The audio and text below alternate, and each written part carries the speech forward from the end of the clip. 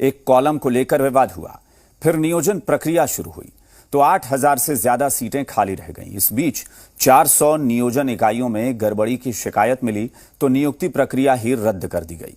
बहाली के इस तरीके को लेकर सियासत भी गरमाई हुई है। जेडीयू की सहयोगी बीजेपी भी हैरान है कि शिक्षकों के नियोजन को लेकर चल क्या रहा है, लेकिन जेडीयू अपना ढोल पीटने में लगी हुई है।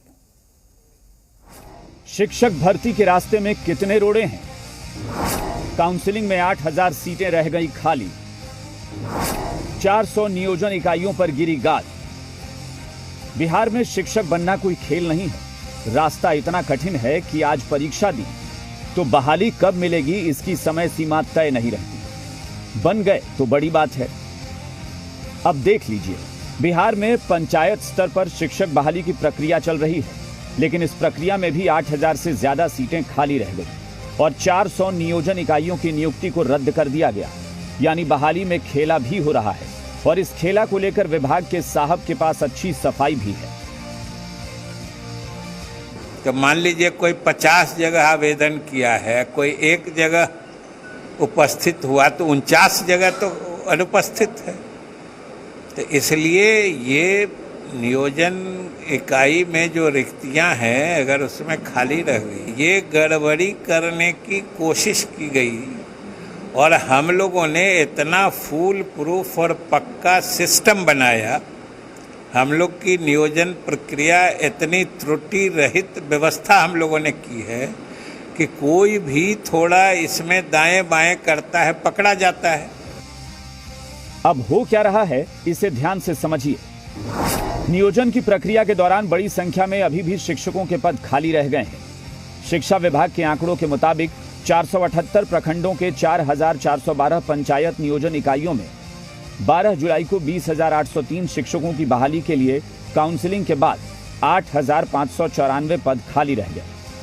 काउंसलिंग के बाद 12,209 शिक्षकों के पदों पर अभ्यर्थियों का चयन हुआ। इसके बाद बड़े पैमाने पर गड़बड़ी की शिकायत आई। शिक्षा विभाग ने राज्य के अलग अलग जिलों की 400 नियोजन इकाइयों में शिक्षकों की नियुक्ति प्रक्रिया रद्द कर दी।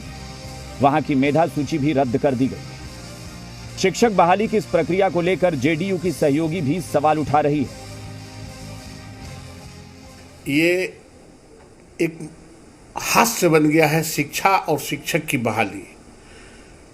साल में 12 महीना शिक्षक की बहाली होती है और 12 महीना उसके जांच होते हैं और 12 महीना उसके पद खाली रहते हैं।